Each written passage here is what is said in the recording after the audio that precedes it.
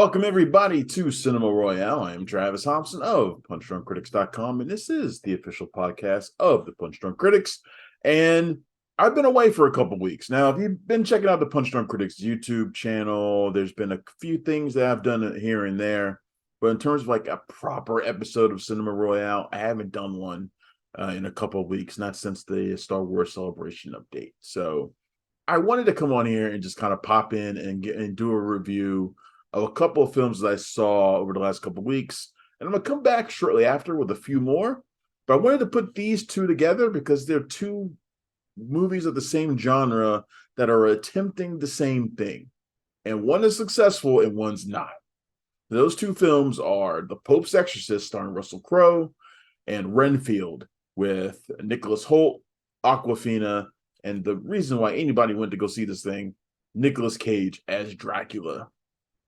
So, what is the thing that they're both trying to do? They're both trying to launch franchises. It's clear as day when you watch both films.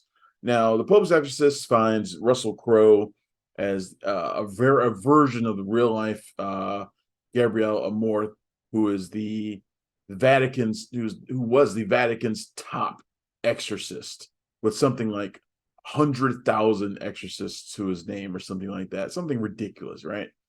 So the movie is pretty straightforward in terms of exorcist movies. And I'll be honest, exorcism movies are not my favorite. I think they've all kind of got a been there, done that sort of thing going for them. And in some cases, The Pope's Exorcist is no different. Amorth finds herself wrapped up in a case involving, a kid who gets possessed by a demon, an evil demon, which causes the kid to talk in overly sexualized ways, curse a lot, be super vulgar and mean. And it's the same thing you've seen 100 times before. The thing that makes this a little bit different, besides the fact that Amorth is a real person, is that the movie's kind of silly. Like, it's not like overt. It's not like they were trying to make like an outright superhero movie. But then again, they're not trying to make a superhero movie either. Because Amorth is like, he's kind of wide cracking, he's kind of rebellious, he's got a bit of an edge to him. He stands opposed to the higher ups who are trying to like rein in his activities. And he's just a guy who does not approach this the way a normal exorcist would. We always have an image of the exorcist, like he's usually an old guy, kind of buttoned up, who does things by the book, and then he gets killed or something, but that's not Russell Crowe's character. Russell Crowe's character is different. He's almost like, if I had to compare him to a character, he's kind of like John Constantine. And I think that's exactly what they were going for. Now, it's actually pretty successful. Russell Crowe is clearly committed to this role. He's having a hell of a time, having fun with it. And they were smart to get a director like Julius Avery, who did the films Overlord. He did the film Overlord from a few years ago. And I think he did the Cloverfield Paradox as well. But anyway, maybe I'm wrong about that. I know it's Julius Avery, though. And but the movie is faster paced. It's got really good special effects for an $18 million movie. And I wanted to see more of Russell Crowe as Father Amorth. I really did. So they really sold me on this, and it's been successful. Like I said, the movie cost $18 million. But it's made like $52 million. And just yesterday, they announced that there's going to be a Pope's Exorcist sequel, or at least the one is in the works. Doesn't mean it'll finish, but they're in early development on one. So it seems like the gamble that Screen Gem has made on this movie has paid off, and I'm kind of happy to see it. And you know what, the reviews have been solid. I've recommended it to some people to go check out if you like this kind of thing. And Pope's Exorcist is a pretty decent film. Yeah, it follows some cliche aspects, the iconography, the exploding crucifixes and things like that are all things you've seen before. But like I said, the way the movie is approached is different. It feels like a comic book movie in a lot of ways, which I think is interesting.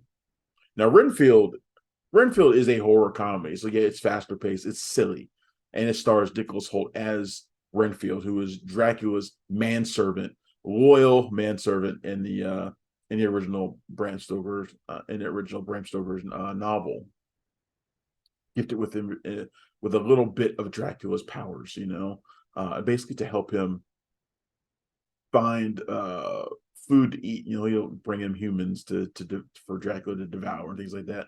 But in this movie, Renfield is in a self-help group for people trying to break away from toxic relationships. He's trying to get away from Dracula, basically. And he ends up kind of turning into a hero. He stops a crime committed by a local crime syndicate, and he becomes sort of a local hero. Starts working with a cop partner played by Aquafina. And the movie's overtly goofy and silly, and you come to it really realizing that Nicolas Cage is the only good thing about it, as Dracula. But the problem is he's very much a supporting character in the movie. And so if you went to the movie specifically to see that, you got the over-the-top theatrical performance from Cage that you hope to see, and he's great and exactly the way you want him to be as Dracula. The problem is he's not there enough. And the rest of the movie doesn't really work without him. Like Nicholas Hoult, I don't know who keeps casting him in these kind of horror comedies. He never seems to be that great in them, honestly. And Aquafina, as much as I like her, and I do, sometimes she can be a bit much.